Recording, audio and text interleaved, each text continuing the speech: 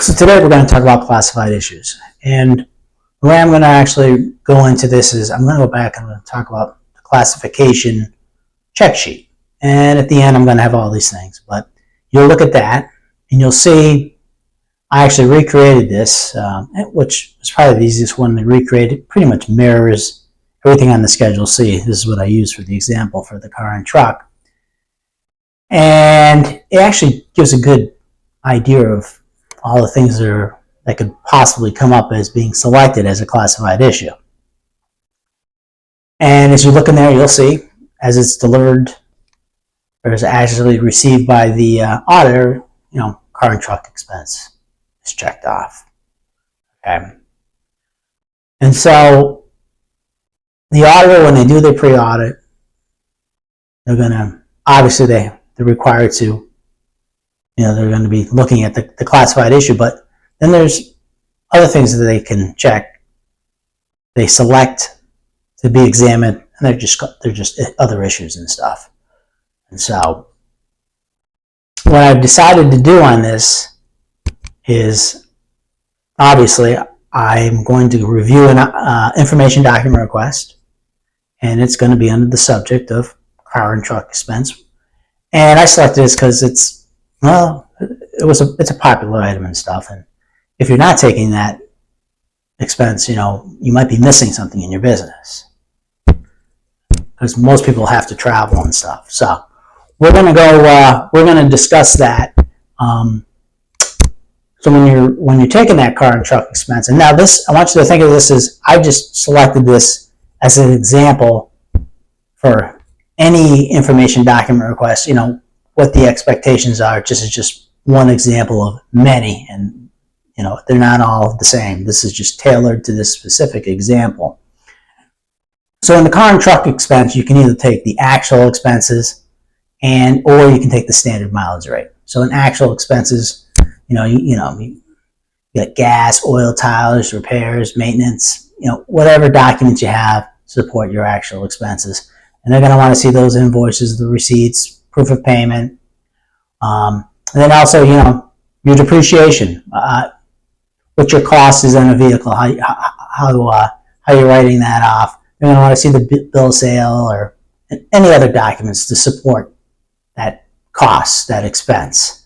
And then the other one is the standard mileage rate, which, that's pretty good too. And I was looking at this for 2025. The government's giving you 70 cents a mile. And out of that, 33 cents basically represents depreciation, which you can write off from the value of the car. And I don't think a lot of people actually, myself, I didn't realize it at first, but, over a number of years, that 33 cents, when you basically total it all up and you wipe out the value of the car, you've expensed the total value of the car, well, that amount from the depreciation, that amount from the standard mileage rate shouldn't be claimed anymore. And basically, maybe you should be buying a new car and start all over again. And then the other thing to support this car and truck expense, they're going to want to see a logbook. They want to see the business purpose of the mileage that you're claiming. And it was interesting. I remember another auditor we're talking about it, and he used the word contemporaneous. I'm like, what is that? And I was, I was in the learning stage, and it's like, well, it's basically, it's just, in the order which things occurred, simultaneously, you know what I mean? You want to make sure the records and the mileage all actually occurred in the same time that you're actually claiming the business expense, in that order too. I decided I'm going to use, when you get in there in the interview for this classified issue, more likely the auditor is going to have tailored questions specific to the classified issue. Okay?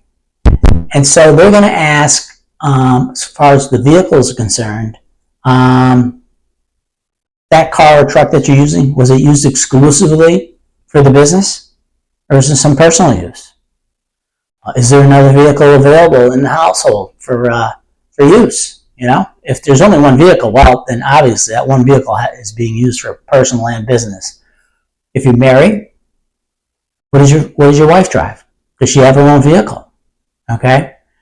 Then what the IRS is going to do, they'll look at your logbook or whatever the date, the certain dates for whatever the business purpose of your travel was, and they're going to select a couple of them, and they're gonna want some information on, well, what's the business purpose of this trip? It's just, well, it's auditing, and they're going to select a couple items to see if your books and records are really actually, in fact, that's what happened and stuff.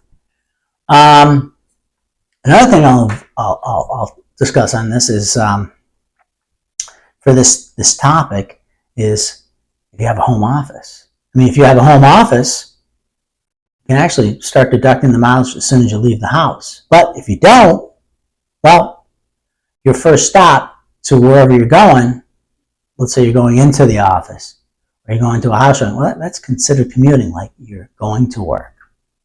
So, something to consider. Home office actually will give you a little bit more, but you got to have some justification that you're actually doing work at home too to support that home office. The other thing is I'm going to find everything out about your vehicle that I can, and they got this little thing. It's called Accurate. It's by LexisNexis. Actually, I usually just put it in the taxpayer's information. It pulls up everything about you. I'll just say there's a lot of information there, but I'll know about your vehicles. It'll show the VIN number, it'll show the tag number, and then like where I'm from, the state that I'm in, they have these vehicle inspection reports. I can actually just go online as long as I get the VIN number and the plate number. I can put that in. It'll pull up the vehicle inspection report, and these guys, they put the vehicle mileage, so I can pretty much verify if your vehicle actually went the mileage that you actually claimed on your tax return. So, there are other ways to check to make sure that the vehicle actually moved. I've had people where, they're claiming 30,000 miles, but the vehicle only pushed 10,000. Well, I'm sorry. Well, we're not going to be giving this to you because it didn't happen. And that's pretty much it. That's it in a nutshell.